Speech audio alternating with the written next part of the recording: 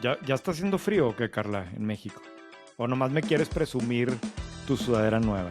Te quiero presumir mi sudadera nueva, que es de ellas, que, como sabes, es una de mis marcas favoritas. No era comercial, a ver, es que para quienes la mayoría de las personas están escuchando esto no lo están viendo, por más que Carla quiere que nos vean en YouTube y en Spotify, pero ahorita que estamos empezando a grabar veo que Carla se acaba de poner una sudadera nueva y evidentemente luego me quiso presumir que es de ellas, esta marca de la que ya hemos hablado aquí, que empezó aquí en Monterrey y ahora está creciendo también en la Ciudad de México. Pero entonces, ¿sí está haciendo frío o qué? Porque aquí en Monterrey no. Bueno, no, a ver, no hace frío, pero está fresquito. Es todavía, bueno, ya no es tan temprano, ya son las 11 de la mañana. Las 11 de la mañana. Tenemos toda la mañana tú y yo haciendo Sí. esto y discutiendo el tema, pero bueno, en el deep dive de hoy tenemos a una invitada especial. Carla y yo ya habíamos querido platicar desde hace tiempo del tema de aranceles, o al menos Carla creía que era muy importante que habláramos del tema de aranceles y como en este tipo de cosas preferíamos no estar inventando, bueno, no más en esta, en todas, pero en esta sí sabíamos que necesitábamos que nos acompañara alguien que conoce muy bien y yo no conocía a Valeria y Carla me hizo el favor de invitarla y bueno, los dejamos aquí la conversación que tuvimos con ella. Este episodio es presentado por Banco Base. En este podcast sabemos que en el mundo de los negocios todo cambia rápido y que las tesorerías necesitan certeza y eficiencia en sus operaciones. Por eso hoy les hablamos de Banco Base, un aliado para importadores y exportadores que busca que sus operaciones de divisas sean seguras y confiables. Base es uno de los principales operadores de divisas en México y se ha ganado la recomendación de 9 de cada 10 empresas por su agilidad y su profundo conocimiento del mercado. Es una banca corporativa con casi 40 años de experiencia que va más allá de lo transaccional, construyendo relaciones duraderas y de valor, combinando solidez, innovación y un trato humano que marca la diferencia en el manejo de divisas. Desde hace mucho queríamos hablar sobre el tema de las tarifas y aranceles, incluso antes de que México pusiera ahora un paquete bastante extenso de aranceles. Y la verdad es que pues ni René ni yo nos sentíamos con ni el conocimiento, ni la autoridad, ni la autoestima, ¿no? Para explicar este tema. Entonces invitamos a Valeria Moy, que es profesora de Economía en el ITAM y además es la directora general del IMCO, el Instituto Mexicano de la Competitividad, y es una gran columnista. Yo la he escuchado varias veces y me encanta porque el nombre de su podcast es Peras y Manzanas. Y creo que te va muy bien, Valeria, porque de verdad explicas con peras y manzanas conceptos complicados. Entonces, pues gracias por estar aquí con nosotros para ayudarnos a que nosotros y la audiencia de White Paper entendamos mejor qué está pasando con los aranceles y las tarifas, ¿no?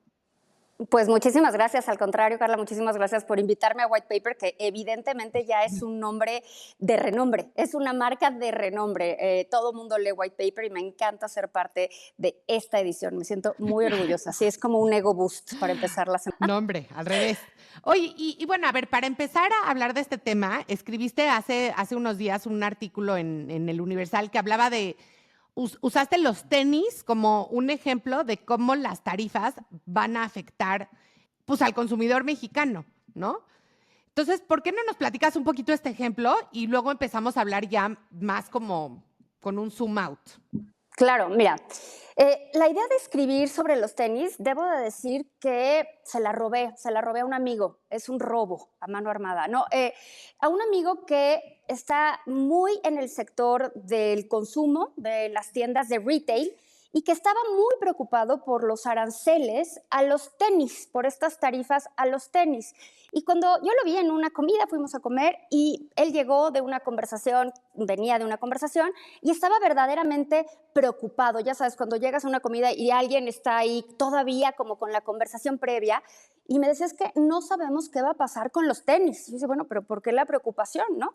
Dice, bueno, nosotros hemos descubierto que los tenis, el consumidor mexicano consume tenis, aunque suene raro decirlo así, pero compra tenis porque es una métrica no solo de bienestar, o sea, se siente contento comprando los tenis, sino también un tema de estatus. Le gusta tener tenis nuevos, le gusta cambiar de tenis, le gusta tener tenis de moda, que quizás es distinto a lo que pudo haber sucedido o no en mi generación, pero hoy por hoy tener tenis y cierto tipo de tenis es un signo de estatus, de bienestar, de cambio en tu situación económica. Y bueno, todo bien hasta ahí, pero la gran mayoría de los tenis que consumimos en México viene de China. y entonces me quedé así pensando con la cabeza a 1000 por hora. Y claro, llegué en la tarde a mi casa a ver de dónde eran los tenis que yo tenía, ¿no? Ya sabes, a buscar en la etiqueta de dónde eran los tenis. Y sí, en efecto, eran de China o de Indonesia. O sea, y los invito a todos los que nos están oyendo, levanten las etiquetas del tenis para que vean de dónde están hechos sus tenis, ¿no? Y sí, en gran medida van a estar hechos o en China o en Indonesia, un poquito menos en Vietnam y un poquito menos todavía en Tailandia. Pero entonces, pues pregunté eso y vi en efecto que los aranceles, estamos poniendo aranceles a los tenis. Y la idea atrás de poner aranceles en este momento, y lo ha dicho la presidenta y lo ha dicho el secretario de Economía, es tener esta política que para los que tenemos algunos añitos y lo estudiamos en algún momento en la carrera, pues nos remitirá a la sustitución de importaciones. Porque es tal cual, es vamos a sustituir importaciones. Es decir, esos tenis que traes de China, como se van a hacer más caros por los aranceles, que no son otra cosa más que un impuesto, entonces el consumidor va a decir, no, están muy caros, voy a consumir tenis hechos en México, que ya no tienen esos aranceles. Y entonces la idea suena como, qué buena onda, entonces me voy a ir a consumir tenis en México. Y déjame preguntarte algo de este tema en particular, Valeria, porque yo me acuerdo que la sustitución de importaciones, hasta donde me acuerdo, fue un fracaso y decidimos que no más íbamos a hacer eso porque nadie quería comprar una televisión, un refrigerador hecho en México, ¿no? Que ahora bueno, acuérdate de los chocolates. ¿Te acuerdas que para sustituir el Milky Way teníamos el cajetoso, ¿no? Era la sustitución, el cajetoso era la sustitución del Milky Way que era importado. Esa es la sustitución de importaciones. Ahora, esta sustitución de importaciones, porque por lo que veo son 1,400 aranceles, ¿va pareja para todas las industrias o estamos haciendo un plan estratégico de decir, a ver, México somos buenísimos para este y esta cosa, entonces eso vamos a proteger estas industrias, pero en lo que no somos buenísimos, pues vamos a dejar que sigan importando? Pues mira, me encantaría pensar que hay un plan estratégico, pero en realidad el plan estratégico es proteger a la industria de los bienes importados de los países con los que no tenemos acuerdo comercial. Pero básicamente el apellido de estos aranceles, Carla, es China. O sea, porque suena muy bonito decir para todos los países con los cuales no tenemos acuerdo comercial, pero en realidad tiene una dedicatoria y la dedicatoria es China. Y en ese grupo de contra todos los países que no tenemos acuerdo comercial, nos llevamos a países que han sido muy aliados de México, como Corea del Sur, con quien no tenemos un acuerdo comercial, pero a quienes también ya les pusimos un arancel. Los aranceles que estamos poniendo en este momento están dentro de los límites que marca la Organización Mundial de Comercio, para que no hubiera una represalia, ¿no? Para que no digan, oye, te estás pasando y entonces solo los vamos a poner de acuerdo con los que se marca. La idea, en efecto, es que esos bienes, esos más de 1,400 bienes que traemos de otras economías con las que no tenemos acuerdo comercial, pues eventualmente los podamos producir en México y sustituyamos esas importaciones. Y obviamente, Carla, no es parejo, o sea, es distinto el arancel para textiles, es distinto para plásticos, es distinto para acero, o sea, es distinto para cada una de las fracciones arancelarias, es distinto. Incluso, por ejemplo, si hablamos de textiles o si hablamos de plásticos, no puedes decir plásticos en general, o sea, hay diferentes aranceles dependiendo específicamente del plástico de que se trate. Yo creo que hubo un error en la planeación porque no es estratégico y entonces sí vamos a meter muchísimas distorsiones en las cadenas productivas, porque los tenis son un ejemplo muy sencillo con el que todos nos podemos vincular, pero imagínate que estás hablando de una fibra de cobre específica para la producción de un bien en la industria. No es como que mañana puedas sustituirlo, no es como que mañana digas, bueno, pues entonces lo produzco en México. A lo mejor, eventualmente, quizás en muchos años lo puedas producir, construir esa capacidad instalada y producirla, pero este año no lo vas a hacer, 100% seguro no lo vas a hacer. Entonces, vas a acabar pagando el arancel y al pagar el arancel, pues vas a repercutir evidentemente en los costos de la cadena productiva. Y esto pues se va a ir a precios, no va a haber de otra. Claro. Oye, Valeria, gracias por acompañarnos hoy, pero y que todo esto, y te escucho y escucho, pues son los mismos argumentos que hemos hecho nosotros también, o que escuchamos todo el tiempo cuando empezó Estados Unidos con el tema de los aranceles, entonces como que suena ridículo que ahora estemos nosotros hablando de esto, ¿no? Pero ¿hasta qué punto pues esto es simplemente como anticiparnos a algo que en algún momento, como quiera, nos iba a pedir a Estados Unidos, considerando la manera de pensar del presidente Trump y pues, la próxima renegociación del contrato comercial que tenemos con ese país, ¿no? Yo pienso que justo esto tiene más que un componente económico y más que un componente de sustitución de importaciones, aunque la presidenta nos diga que esto va en línea del Plan México, que sí va en línea de las ideas del Plan México. Yo estoy más contigo en esto, René. Yo creo que esto es una cuestión política. Esto es una especie, para mí es muy fácil verlo así, como una ofrenda que le está haciendo México a Estados Unidos, antes incluso de que Estados Unidos lo solicite. Y no sé, sinceramente, si el presidente Trump valore esta ofrenda. Yo lo dudo. Yo no creo que el presidente Trump diga, miren, qué buena onda México, qué buena onda México, ya le puso aranceles a China, ya se está alineando con nosotros, sí, sus intereses están con los míos, entonces vamos a hacer buena onda en esta revisión, renegociación del tratado comercial. Yo creo que el presidente Trump va a decir, pues claro, qué bueno que lo hicieron, era lo mínimo que tendrían que haber hecho y a partir de aquí negociamos, ¿no? Me parece que es una ofrenda antes de que se nos solicite la ofrenda. Ya. Y tendrá también, digo, en este podcast la verdad es que casi no hablamos de política, pero también será una manera de hacer una reforma fiscal sin hacer una reforma fiscal, o sea, de tener muchos más impuestos sin tener que pegar, o sea, sin hacer oficialmente Bueno, hablar de una reforma fiscal no es de política, es meramente económico. Yo creo que es en efecto intentar hacer una reforma fiscal sin evidentemente decirle reforma fiscal, pero el problema, Carla, es que esto que vamos a hacer con aranceles y con otros impuestos que estamos poniendo o que vamos a poner conforme a lo que se presentó en el paquete económico, no nos va a dar lo que necesitamos. O sea, va a dar, sí es un montón de lana en términos absolutos, pero al final del día en términos relativos es 0.4% del PIB con estos aranceles y con otros impuestos que se van a poner, como los aranceles adicionales a las bebidas azucaradas y al tabaco y demás. Entonces, sí, yo creo que no llegaría a decirle una reforma fiscal, pero sí es buscar ingresos adicionales para el gobierno en donde pueda, así como cuando estás buscando a ver si tienes una moneda de 10 pesos en la bolsa para poder pagar la propina porque de verdad la economía en este momento necesita más ingresos. ¿Y de dónde va a sacar más ingresos? Pues está buscando de dónde. Y por eso se nos ocurrieron en esta ocasión estos aranceles y subir estos otros impuestos, ¿no? Entonces sí, yo creo que no llega a ser una reforma fiscal, pero sí son acciones administrativas para tratar de tener más ingresos en un año en el que las finanzas públicas van a estar muy complicadas. ¿Y cómo se combina? O sea, quiero entender cómo se combinan estos aranceles con los que veníamos hablando tanto, que eran los que Estados Unidos, las tarifas y los aranceles que Estados Unidos le estaba poniendo al resto del mundo, incluyendo a México, donde parecía que nosotros íbamos a ser como los menos afectados, ¿no? Pues yo creo que esa negociación todavía está en el camino, todavía no se ha dado.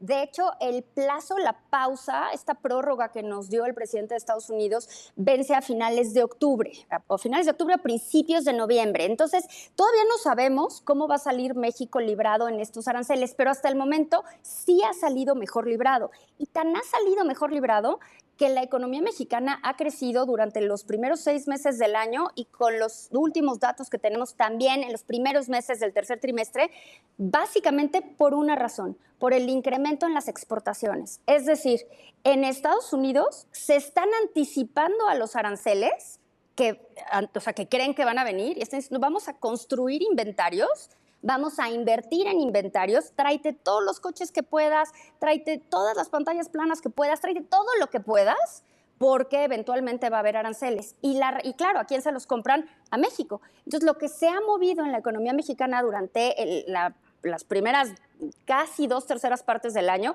es eso, es el sector externo, son las exportaciones, que es lo que ha crecido anticipándose a los aranceles.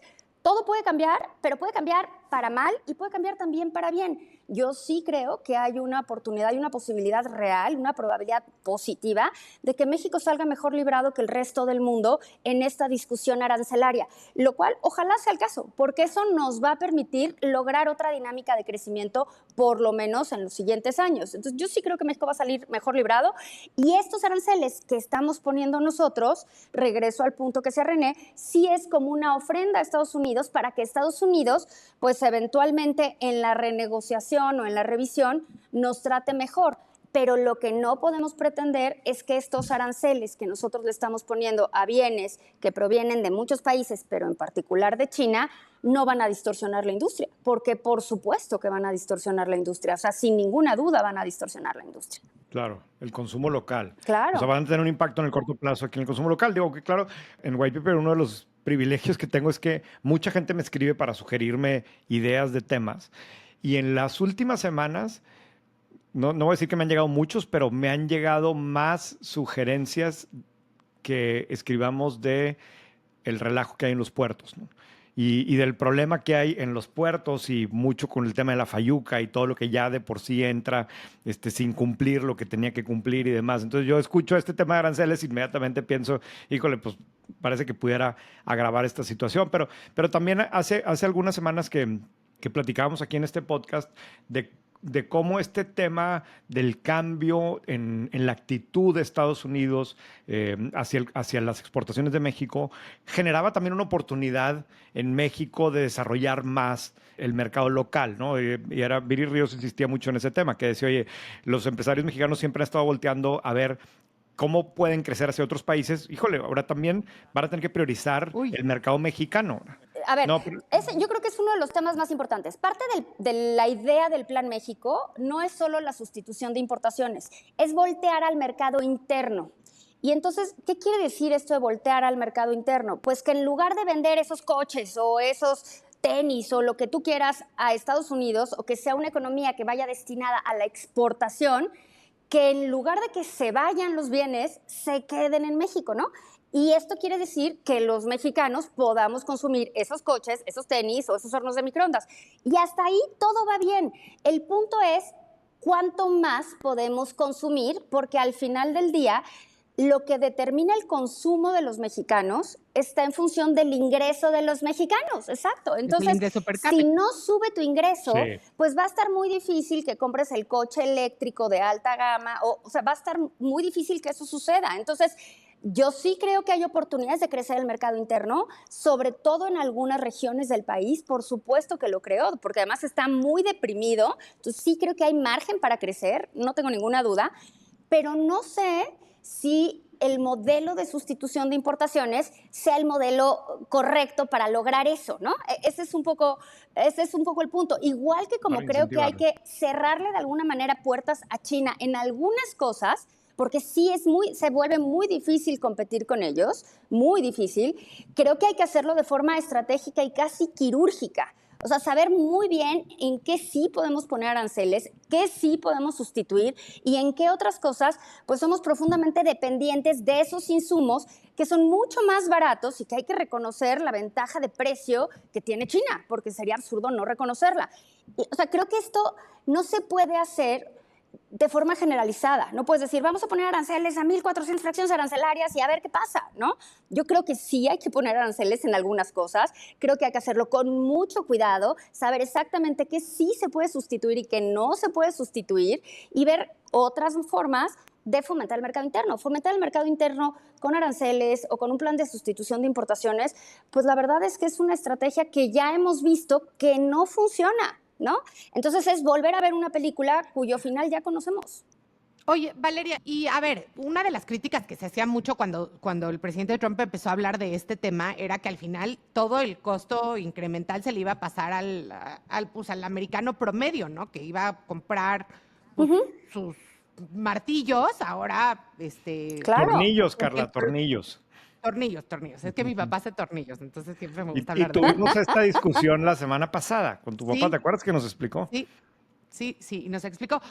Porque lo que dices, o sea, si no hay la capacidad para generarlos, para fabricar los tornillos en Estados Unidos, pues de aquí a que primero que alguien se anima a ver si monto una fábrica, sabiendo que esto puede cambiar en 4 años, pues lo que acaba pasando es que igual yo necesito los tornillos para hacer la casita que iba a hacer en mi patio trasero. ¿Hay alguna manera de saber, o sea, no sé, me imagino que esto es lo que hacen muchos los economistas, de modelar si la demanda, o sea, cuánto baja la demanda o si hay cosas que no puedes dejar de comprar porque aún si suben de precio, ¿no? Sí, y eso lo tienes que hacer de cada bien. O sea, tú puedes calcular la elasticidad, se llama la elasticidad de cada bien. Es cómo va a cambiar lo que demandas de cada bien. Qué oso que no me acordaba de ese término. Lo que demandas de cada bien. Nos va a llover. lo que demandas de cada bien cuando cambia el precio de cada bien. Pero además antes puedes ver conforme al mercado, de nuevo, de cada bien, cuánto del arancel se va a pasar a precios.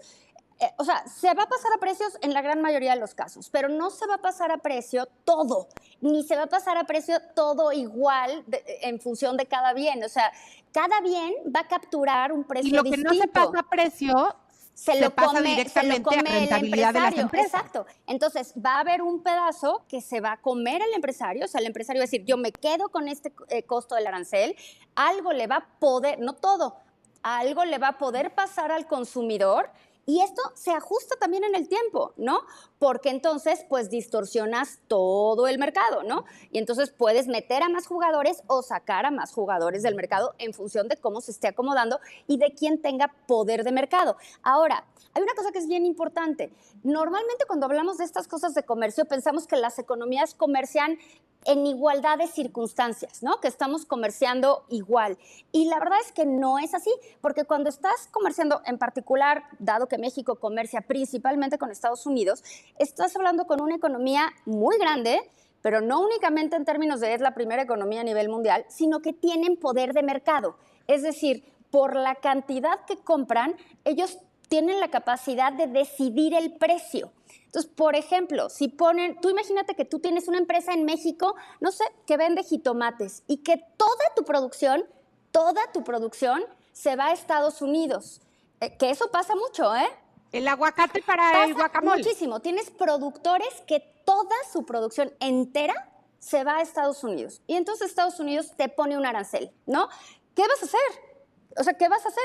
Cambia también tu producción. Sí, el argumento de, es que el jitomate va a salir más caro en Estados Unidos, y sí, el guacamole va a salir más caro en Estados Unidos. Sí, todo eso es cierto, pero también no podemos perder de vista que el que te compra en Estados Unidos sabe que es tu único cliente. Entonces te dice, oye, a ver, espérate, yo sé que todos tus jitomates me los vendes a mí, ¿y qué crees? Yo no me voy a comer el arancel enterito. Entonces me lo vendes con un descuento, me lo vendes 15% más barato, 20% más barato, ¿o qué crees? No te lo compro.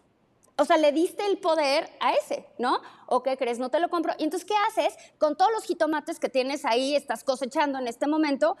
Pues dices, híjole, pues no hay mercado en México que pueda absorber ahorita, que me compre todos estos jitomates o todos estos aguacates o todos estos, lo que tú quieras. Entonces, al final del día, parte de ese precio también, o sea, parte de ese incremento en el arancel también afecta al productor mexicano, porque estamos hablando de que Estados Unidos tiene poder de negociación en esta dinámica comercial, porque no es parejo el juego. Si el juego fuera parejo, pues quizás nos dividimos el impacto del arancel, pero no es así.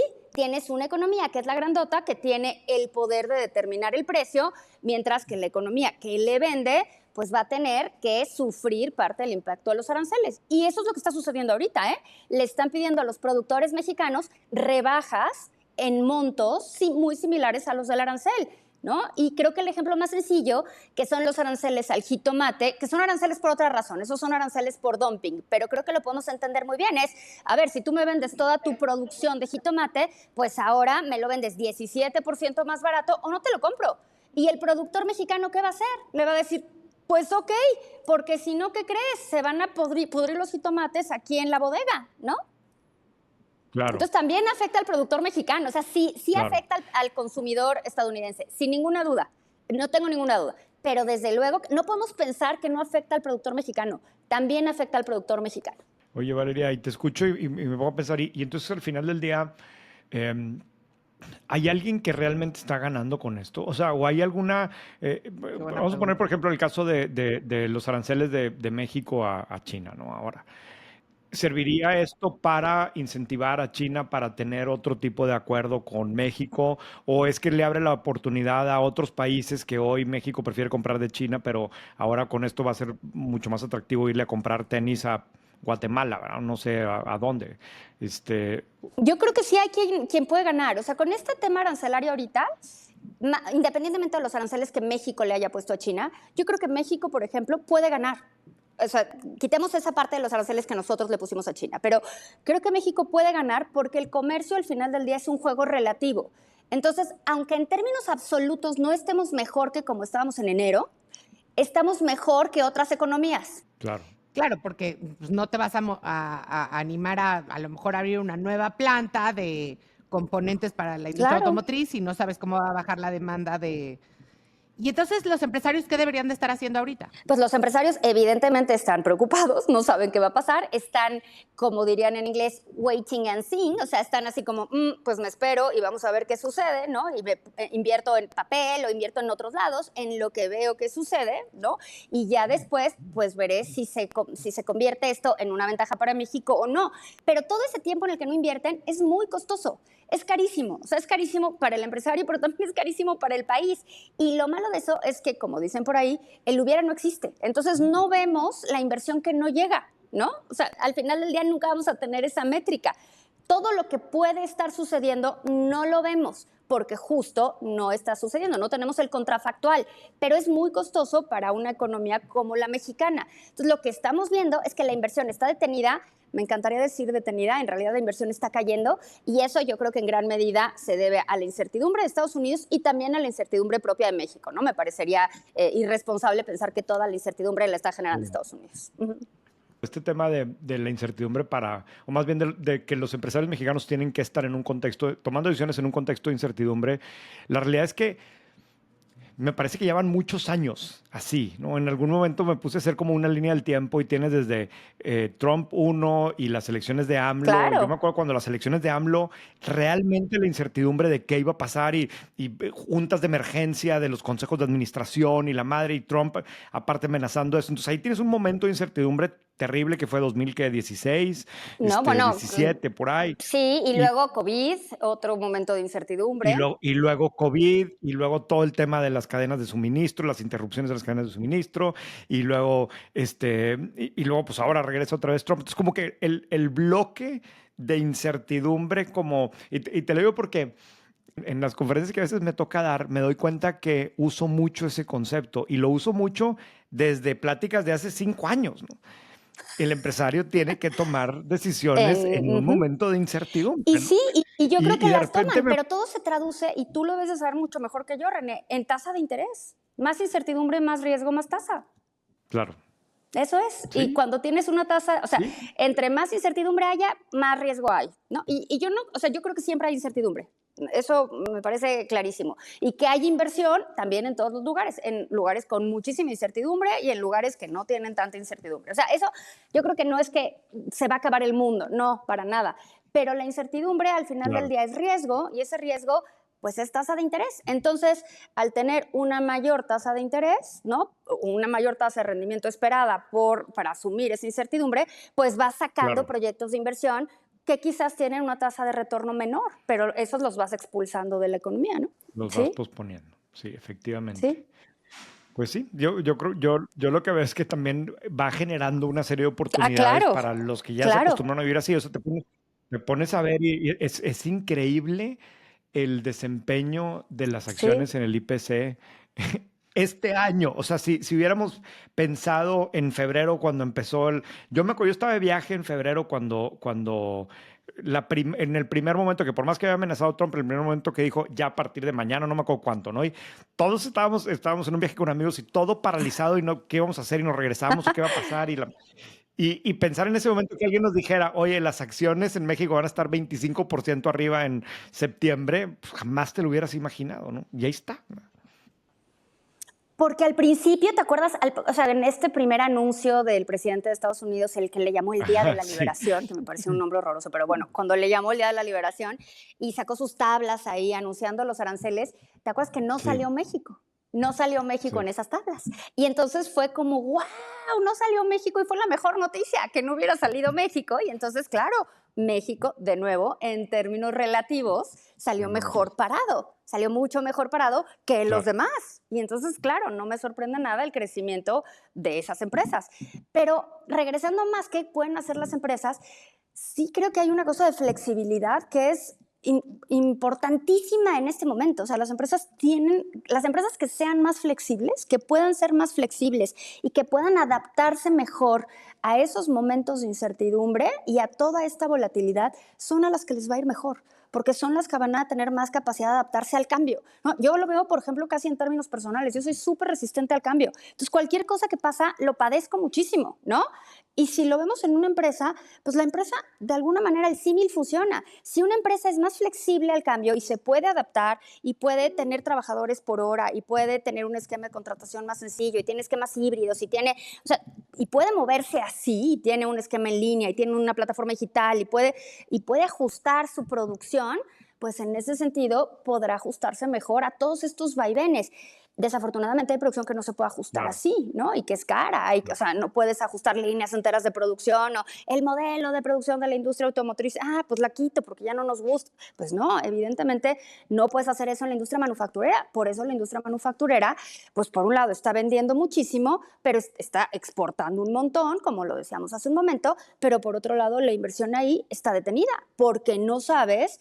Y como esa industria manufacturera se va básicamente a Estados Unidos, pues no sabes qué va a pasar ahí. Entonces, esa incertidumbre detiene. Y quizás, mientras tanto, te vas y pones esos recursos en tesorería, ¿no? Y te vas, inviertes en, no sé, CETES o en algún otro producto Bitcoin. que te paga una tasa, sí, o Bitcoin, ¿no? Literal, o Bitcoin. Y te vas, inviertes en eso, porque ¿para qué te metes con la volatilidad y la incertidumbre de pues, poner una planta, la inversión, el permiso, tienes que pagar el predial y además, Los ¿qué crees? No hay tiempos, claro. electricidad y no la vas a poder enchufar, entonces la vas a construir, pero no la vas a poder conectar. Entonces, ¿sabes qué? Bitcoin. Claro.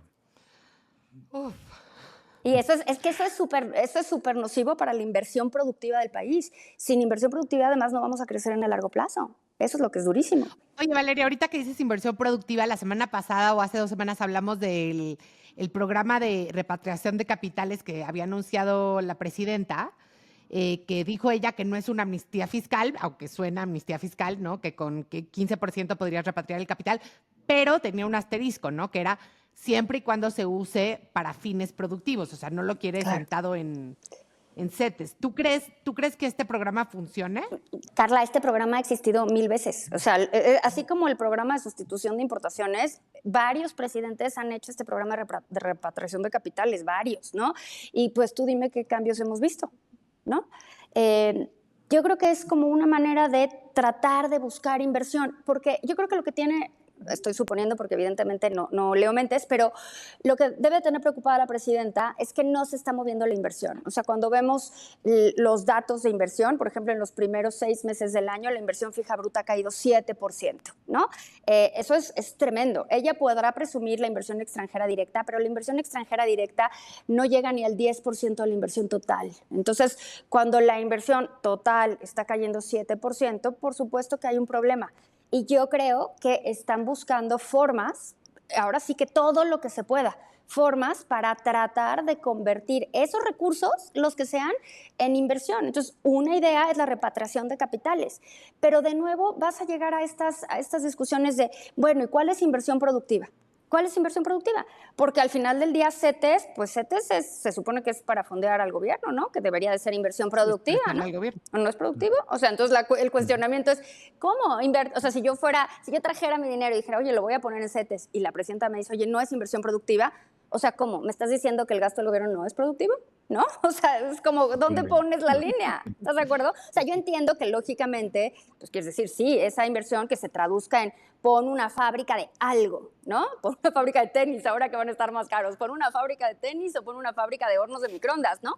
Pero pues eso no es así. O sea, uno no decide poner una fábrica de nada únicamente con un programa de repatriación de capitales. O sea, creo que faltan muchas cosas. O sea, podría ser útil si viene acompañado de muchas otras cosas, ¿no? Yo creo que por sí mismo, pues es nada más como un buen deseo que no se va a traducir en nada, si no viene acompañado de algo más. Oye, Valeria, ahorita estábamos espiándote, Carla y yo, y vimos que en el IMCO tienes en el consejo a muchos de los principales empresarios de este país, ¿no? ¿Qué escuchas tú pues de mira, ellos? ¿Qué te dicen? O sea, a ver, porque ahí hay algunos que yo he visto que aceleran en las crisis, claro. o que hay 2 o 3 ejemplos que se me vienen a la cabeza, que justamente en COVID, cuando nadie quería hacer nada, ellos sí hicieron cosas, ¿no? Entonces, ¿qué has escuchado? Bueno, en efecto, como son estos como son estos grandes empresarios, están acostumbrados a vivir no solo con volatilidad, están acostumbrados a vivir con incertidumbre, están acostumbrados a vivir con crisis, están acostumbrados a ver en cada crisis una oportunidad, que eso para mí, pues me gusta Claro. porque cambia mi chip, ¿no? Cambia mi manera de ver las cosas, de ver cómo pueden hacer de una crisis una oportunidad. Y en efecto, lo que sí están viendo ahorita es que esta incertidumbre, tanto externa como interna, pues está complicando muchísimo la inversión, ¿no? Y están buscando modos alternativos o lugares alternativos o productos alternativos, bienes alternativos para poder compensar lo que se está deteniendo en otros lados, ¿no? Siempre, y luego hay algo que me dicen los empresarios siempre, es yo soy muy optimista, ¿no? Siempre, la primera frase es yo soy optimista, y digo, no, me parece muy bien. Yo creo que el empresario por naturaleza tiene que ser optimista, porque si el empresario no es optimista, pues imagínate, ¿no? O sea, el empresario es optimista porque es el que tiene que buscar cómo hacer una oportunidad en una Claro, ¿cómo crisis. sí? Y yo creo que en este momento, ¿cómo sí? O sea, buscar el cómo sí. Y de verdad creo, a pesar de todo este rollo que les estoy echando, de la incertidumbre y la volatilidad que nos meten los aranceles, creo que México puede salir muy bien parado de esta negociación comercial y creo que puede mantener ventajas relativas. Pero esta comparación, esta discusión no va a ser ahorita, o sea, no va a ser mañana, ¿no? Va a ser quizás a mediados del año que entra. Entonces, y eso no se puede adelantar. Podría adelantarse si los 3 países estuvieran de acuerdo, o sea, pero entonces eso ahí quién sabe cómo puedan jugar las cosas, ¿no? Yo sí creo que México puede salir bien librado de esto. Creo que los empresarios están apostando a eso. Los empresarios de mi consejo de administración están pensando lo mismo en ese sentido, que México puede salir bien librado en esta negociación comercial y eso hace que no detengan su inversión. Porque evidentemente, si esa es tu expectativa, si tu expectativa es que México puede salir bien librado de esta negociación, empiezas a invertir Claro, ahorita. quieres estar Para que listo. cuando pase, quieres estar listo. Y No quieres decir, bueno, entonces empiezo a invertir en julio de 2026, ¿no? sí, Quieres sí, invertir ahorita para que ya que salgas bien librado, vámonos con todo, ¿no? ya tienes Entonces, al equipo, yo creo que tienes eso la está planta, sucediendo. etcétera. Claro. Pero de nuevo, René, estos empresarios o sea, el tamaño de estos empresarios permite que eso suceda. Pero piensa que esos empresarios son una muestra muy pequeña de la Muy economía chiquita, mexicana. claro. Una muestra muy chiquita de la economía mexicana. Entonces, yo no tengo ninguna duda de que ahí hay optimismo, se van a preparar, van a hacer de esta crisis una oportunidad. Pero hay todo un grupo de empresas mucho más pequeñas que es gigante, ¿no? Gigantesco. O sea, nada más pensemos en tamaño, ¿no? El 95% de las empresas en México son MIPYMES. Y si me apuras, casi todas son micro, que son entre entre 0 y 10 trabajadores. Tú dime ¿Cómo que qué cero? oportunidad llega. Cero trabajadores. O sea, Cero es trabajadores. el empresario y ya. Es él, ¿no? Y así lo reporta. No tengo trabajadores, cero No tengo trabajadores. empleados. No tengo empleados. Sí. Entonces, y así lo reporta el INEGI, ¿no? Entonces, Y a son ellas, datos. siempre decimos aquí, a ellas es las que siempre les va mal, la verdad. Claro, claro. Porque Y ni tienen la también, información, ni ni nada. tienen los mecanismos de resiliencia, ni tienen, Nada. o sea, para Y están afrontar todas estas... mucho más sujetos a esta volatilidad y mucho más sujetos a otras prácticas que desafortunadamente están muy presentes en la economía mexicana, que es la extorsión, ¿no? Porque claro que afecta más a esas pequeñas y medianas empresas. Por supuesto que afecta más, ¿no? Entonces, sí, entiendo perfecto. Va a haber un grupo de empresarios que van a ser grandes empresarios, que van a ver la oportunidad en la crisis, que van a ver cómo salir de esta y que van a quedar mejor parados, pero va a haber otro grupo muy grande que no vas a ver ni qué les pasó encima. Sí, y yo sí estoy un poco más, no quiero decir que más optimista que tú, pero yo sí, por supuesto que identifico este grupo gigantesco de empresarios y también el otro extremo, pero yo sí creo que en medio hay quien tiene capacidad para tomar más riesgo o actitud para tomar más riesgo o oportunidad, porque incluso estos mismos grandotes pues tienen que comprar el terreno en algún lugar. Claro, y tienen Les que va a vender ese comprarle terreno, luego insumos, y tienen tienen, que sí. contratar al no sé quién. Y yo sí, digo, igual está muy sesgada mi opinión a los suscriptores de White Paper y a la gente que me escribe y demás, pero me toca a Y mí al escuchar norte del mucho de país, ese que es el que del país.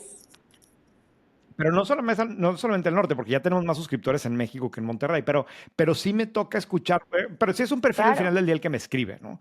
Del que está arrancando no sé qué cosas en Aguascalientes y que tiene una plantita, por ejemplo, Chihuahua, ¿no? En Chihuahua siempre me sorprende porque me escribe alguien, oye, yo aquí tengo un negocio que teníamos un taller y ahora crecía 17 empleados porque le estoy vendiendo me convertí en proveedor de no sé qué empresa de China y, o sea, yo sí veo evidentemente es la excepción o es un caso de excepción, pero este segmento de empresarios pequeños, medianos, que están buscando cómo fregados aprovechar Sí, el hueco para crecer, ¿no? no, y eso sí, yo creo que sí pasa y pasa mucho. No pasa en todo el país, desafortunadamente, ¿no? O No, sea, eso pasa, no, mencionabas Chihuahua, yo creo que Chihuahua es un gran ejemplo, pero Chihuahua, tú sí, imagínate, o sea, las exportaciones de Chihuahua representan más del PIB de Chihuahua, o sea, Chihuahua es un estado claro, que prácticamente es todo lo una exporta, excepción, ¿no? O claro. sea, es una excepción, muy productivo. Coahuila es otro estado que es súper productivo. De Nuevo León, bueno, ¿qué les digo? Baja California, o sea, todos los estados de la frontera y algunos de que empiezan a ser más centro, Aguascalientes, empieza a moverse San Luis, Querétaro, pero pues México es muchos estados, ¿no? Entonces, Es es todo, todo. claro. Entonces, sí, ellos están apostándole a que México va a salir mejor librado y hay otros que no, ni siquiera están en esa cadena productiva, están en otra cadena productiva, o sea, surtiendo En al otro mercado caso, interno, ¿no? claro. Oye, Valeria, antes de irnos, me encantaría que nos expliques un poquito más del IMCO, porque justo Carla y yo debatíamos al principio que ¿Qué es eso? no ¿Qué hace el IMCO? entendíamos muy bien. Sí. Mira, el Cuéntanos de IMCO tu trabajo en el es, IMCO. Llevas bueno, como 5 años ahí, ¿no? 5 años. Te cuento rápido qué es el IMCO. El IMCO es un think tank que básicamente Ujú. analiza política pública. Entonces, somos un grupo de personas que nos sentamos a analizar política pública. Es qué podríamos hacer para o cuál va a ser el impacto que va a tener esto en, ¿no? Entonces, no sé, te voy a inventar algo. Si cambia la regulación energética, ¿cuál va a ser el impacto en la competitividad del país? ¿No? Y lo analizamos. Básicamente enfocado a política pública, así está en nuestros estatutos. El IMCO surgió cuando México entró al Tratado de Libre Comercio. Y entonces un grupo de empresarios, incluyendo uno de Monterrey, por cierto, ¿no? Decidieron, ¿qué hacemos? ¿Cómo vamos a hacer a México más competitivo? Necesitamos política pública coordinada con el sector privado para entender cómo podemos competir con Estados Unidos y con Canadá, pero sobre todo competir con China, que acaba de entrar a la Organización Mundial de Comercio. No. Entonces, este es un poco el principio. Yo entré al IMCO hace 5 años y pues pensé en enfocarme en algunas cosas que, de acuerdo con mi punto de vista, hacen falta para ser un país más competitivo. Una de ellas es el sector energético, que creo que en ese momento pues estaban creándose un montón de distorsiones en el mercado y pues todos lo hemos sabido y oído y lo estamos viendo con apagones y con todos conocemos una historia de ya tengo el parque industrial, ya tengo la planta y simplemente no logro conectarla a la energía. Entonces, energía me parecía que es un tema fundamental. Comercio, porque esto va a ser un tema que va a reventar en algún momento. Entonces, ¿cómo le podemos hacer para ser más competitivos en la arena comercial?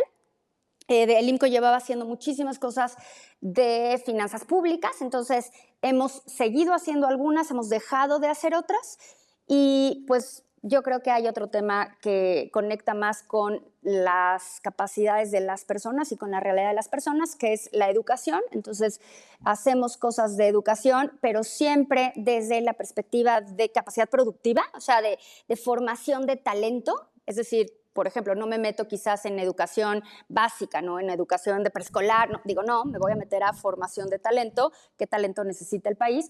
Y luego, pues me pareció un tema muy importante que es hablar de por qué las mujeres en México participan menos en la economía y qué está pasando ahí, ¿no? Porque cuando las empresas necesitan gente, pues yo creo que hay un pool de personas que fíjate que qué casualidad que en su mayoría son mujeres, que no entran al mercado laboral y no sabíamos por qué o no sabemos por qué no entran al mercado laboral. Entonces dije, tenemos que entender por qué, tenemos que entender qué está pasando ahí. Entonces esos son los temas que llevo. ¿Y qué encontraron? Hemos encontrado cosas que quizás ahorita no sean sorpresa, pero el tema es muy, muy, muy arraigado en la cultura, muy arraigado en las familias, muy arraigado en las empresas, muy arraigado en las propias mujeres. Hemos encontrado también que no hay, ahorita suena obvio, pero cuando lo tienes con datos se vuelve más interesante, que pues no hay un sistema de cuidados y que las mujeres, aparte de su jornada laboral, tienen otra jornada laboral que es únicamente de cuidados adentro del hogar, ¿no? Hemos encontrado las brechas de ingreso, que son tremendas, ¿no? Dependiendo cómo las midas, pero al final del día hay una brecha que está alrededor del 34 o 35%, una brecha de ingresos, ¿no? No me digas eso, yo siempre digo que es 80, que es 20% y ya siento que estoy hasta exagerando. Pues con los últimos datos es 35, con los datos de la NIC.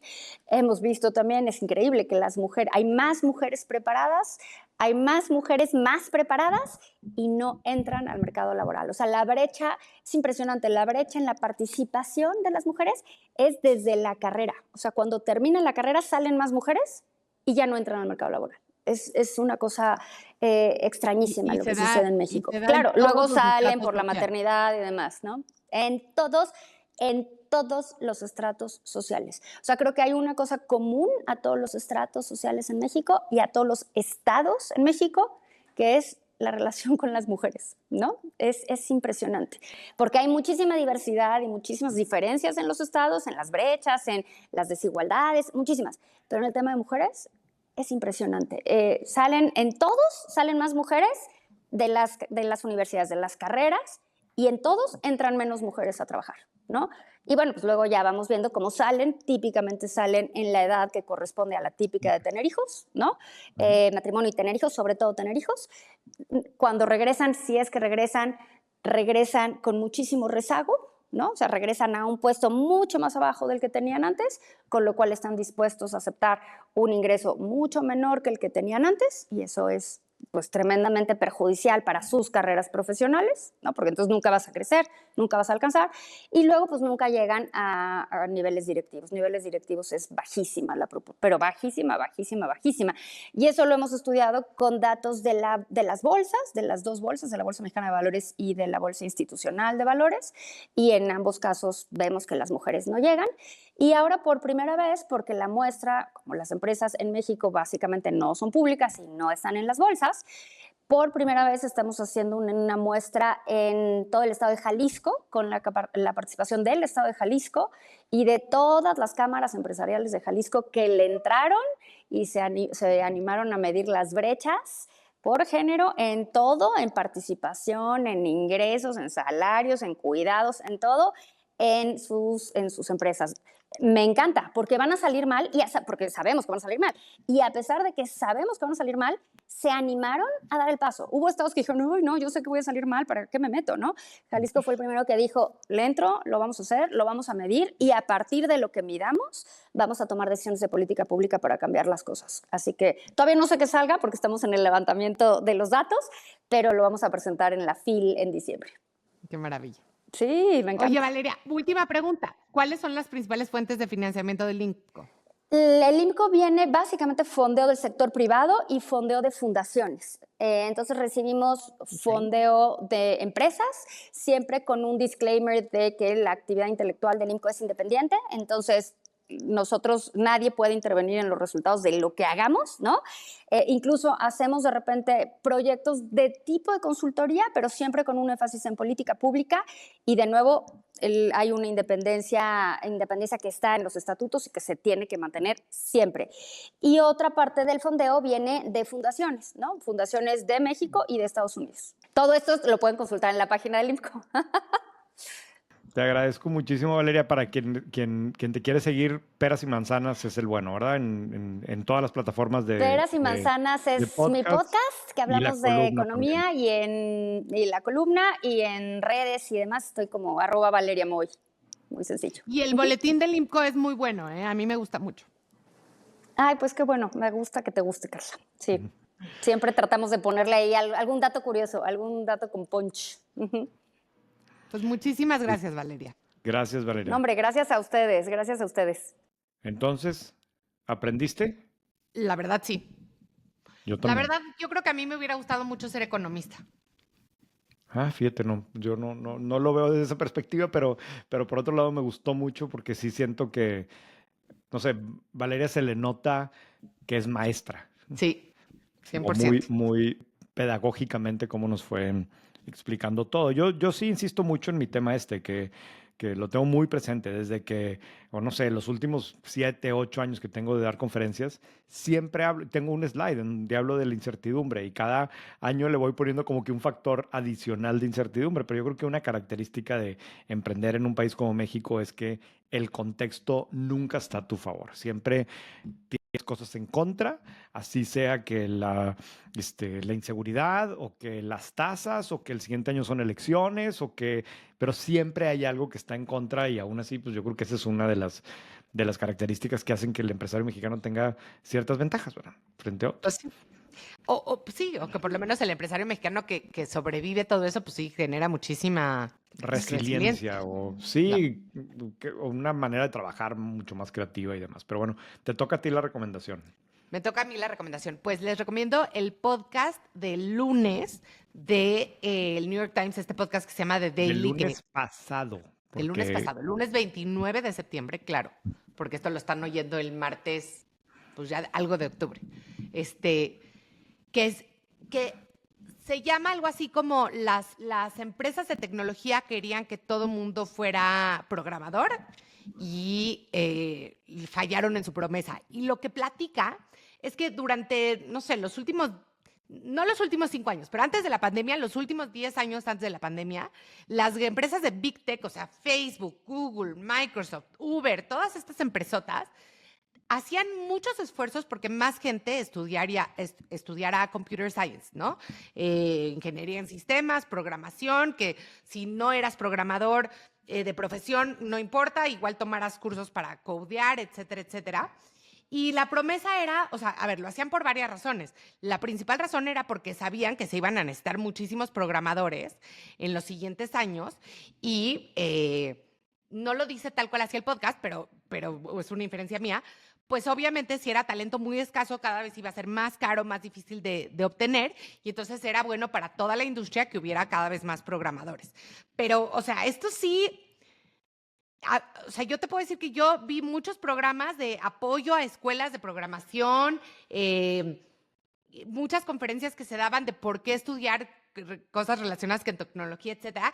Y la promesa era, si estudias eso, vas a tener un chorro de ofertas laborales saliendo de la universidad, que además te van a pagar muy bien y vas a trabajar en cosas muy divertidas y en empresas que tratan muy bien a sus empleados, ¿ok? Y, oh sorpresa, esa promesa se rompió. Entonces, en los graduados del último año de carreras que tienen que ver con computer science, la tasa de desempleo en Estados Unidos es 6%, que es la tasa más alta de casi cualquier carrera, digamos, cualquier major, como le dicen en Estados Unidos. Por ejemplo, decían la tasa de desempleo para alguien que estudió biología, que no sé, siento que es esta carrera que como todo el mundo dice, ¿cómo? ¿Por qué estudiarías biología? ¿En qué vas a trabajar? Es solo 3% para los que se graduaron en el último año. Y para los que se graduaron de Computer Science es 6%, el doble. Entonces, hablaba de cómo, bueno, con todo el tema de inteligencia artificial, más la desaceleración de la contratación en estas empresas, que está muy ligada a inteligencia artificial, pues ya no es como antes, ¿no? Ya no es sí, estudia esto y vas a tener la vida resuelta. Está muy sí. bueno. No sé cómo sea en México, fíjate, que yo creo que debe ser diferente que en Estados Unidos, este tipo de datos, pero sí, digo, y es que el decir, oye, es que si estudias este tipo de carrera vas a tener el futuro asegurado versus, por ejemplo, en el caso de México, siempre decimos hay demasiados abogados y demasiados Ujú, contadores ujú. o cosas así. Es el tipo de historia que nos encanta escuchar, que nos encanta creernos, ¿no? Y luego ya no sé si los datos realmente lo validan o no, o al menos parece ser que en Estados Unidos ya no, ¿verdad? Pero bueno, Y a mí, yo que tengo hijas que están empezando, o sea, mi hija grande va a empezar a estudiar la carrera en el siguiente otoño, y sí pienso mucho, ¿qué les recomiendo a mis hijas que estudien? ¿No? Y no está tan fácil. O sea, claramente no hay carreras que sean a prueba de todo, pero hay mucha gente que dice, por ejemplo, no deberías dejar que tus hijos estudien, bueno, leyes. ¿no? Tú Sí. tienes una hija abogada. Yo creo que obviamente siempre va a Yo haber soy espacio abogado. para la gente buena. Sí. Pero Yo creo que más que eso, la discusión, yo discuto mucho también, igual tú sabes esto con mis hijos, pero tiene más que ver, y yo molesto a mis hijas que hay ciertas carreras que yo no les pagaría, pero tiene más que ver no tanto con la carrera en sí, sino que suelen ser carreras, en el caso en México o en el caso de Monterrey, a las que recurren las chavas que no saben qué quieren estudiar o que nomás quieren cumplir con el requisito. Ya sé que generalizando, pero sí es una realidad pues digo, si no quieres trabajar y ser el mejor en tu espacio, pues no quiero invertir yo en eso, ¿verdad? Mejor te doy el sí. dinero para otra cosa, ¿no? Pero tiene más que ver, más que con la carrera en sí, yo creo que tiene que ver con el estado de ánimo, la mentalidad, la personalidad, la actitud porque al final del día es una inversión gigantesca, o sea, lo damos por hecho, Gigantesca. pero invertir en carrera, pues en serio, yo que tengo ahorita 3 hijos en carrera y una en prepa, es un gasto inmenso, ¿no? Y lo haces con gusto cuando sabes que le va a sacar mucho provecho, pero como que ya te vas a quejar, ¿verdad? Cuando veo que una de mis hijas tenía una clase en la prepa tech que se llamaba el ping pong y yo. No, perdón, el voleibol y yo. Quiero ser impreciso. ¿Y ¿Por qué de qué estoy era la pagando una clase? materia? O sea, Pues ¿era no una sé, clase de boli? yo creo que me imagino que era de voleibol, pero ¿por qué fregados necesito pagarle una clase de voleibol en la prepa del TEC y aparte le pusieron el nombre el voleibol y yo, ¿verdad? Pero en fin, o sea, independientemente de los excesos y cosas que pasan en las universidades, pues digo, tú como papá, por supuesto que estás dispuesto a invertirle a eso para tus hijos y más en un contexto que sabes que le puedes sacar mucho provecho, pero siempre y cuando también veas que le va a sacar, que quiere sacarle ese provecho, ¿no? Sí. A ver, y ya me estoy metiendo igual y en un rollo más de parenting advice que de otra cosa. Pero lo que yo siempre he pensado es que si tus hijos, porque a mí me critican mucho porque Carlos siempre les dice a las niñas, ustedes pueden estudiar lo que ustedes quieran siempre y cuando sea una ingeniería. Y creo que lo dice un poco, o sea, no, claro, si una niña quisiera estudiar leyes, también le pagaríamos la carrera. Pero hay mucha gente, y creo que fue mi caso, que no sabíamos que queríamos estudiar. Y entonces, si no tienes idea, y las ingenierías son una buena opción desde el punto de vista de que te van a abrir un abanico amplio de oportunidades laborales donde algo vas a encontrar que te va a gustar, ¿me entiendes? No te va a limitar la carrera que estudiaste. Entonces, lo que la gente me dice, no, qué horror, deberías dejarlas estudiar lo que ellas les guste. Pues sí, si yo viera, por ejemplo, que una de mis hijas, y tengo una que quizás va por allí, que de verdad su pasión es la danza clásica. O sea, esta niña llora cuando va a faltar 2 días al ballet porque la estamos obligando, entre comillas, a ir a un viaje familiar. Porque ella, la verdad, sí que quiere estar en su clase de ballet. Si ella me dijera, quiero no estudiar en la universidad, quiero tratar de ser bailarina clásica, venga, pero porque demostró una pasión, un Compromiso, compromiso, eso, exacto. Lo que no desde quieres chiquita. es la que te dice, bueno, porque como no sé qué quiero y esta va a estar más fácil, ¿no? Sí, voy a O estudiar esta gastronomía. Oye, pero esto- has cocinado galletas 3 veces en tu vida. O sea, realmente te sí, da igual la gastronomía, ¿no? sí, es la que menos me va a exigir o es la que todas mis amigas van a estar. Eso es Sí, a lo que le sí, quiere sacar la vuelta, ¿verdad? exactamente. Muy Pero bien, bueno, listo, nos Carla. vemos la próxima semana. Nos vemos la próxima semana. Este episodio es presentado por Banco Basti. En este podcast sabemos que en el mundo de los negocios todo cambia rápido y que las tesorerías necesitan certeza y eficiencia en sus operaciones. Por eso hoy les hablamos de Banco Base, un aliado para importadores y exportadores que busca que sus operaciones de divisas sean seguras y confiables. Base es uno de los principales operadores de divisas en México y se ha ganado la recomendación de 9 de cada 10 empresas por su agilidad y su profundo conocimiento del mercado. Es una banca corporativa con casi 40 años de experiencia que va más allá de lo transaccional, construyendo relaciones duraderas y de valor, combinando solidez, innovación y un trato humano que marca la diferencia en el manejo de divisas.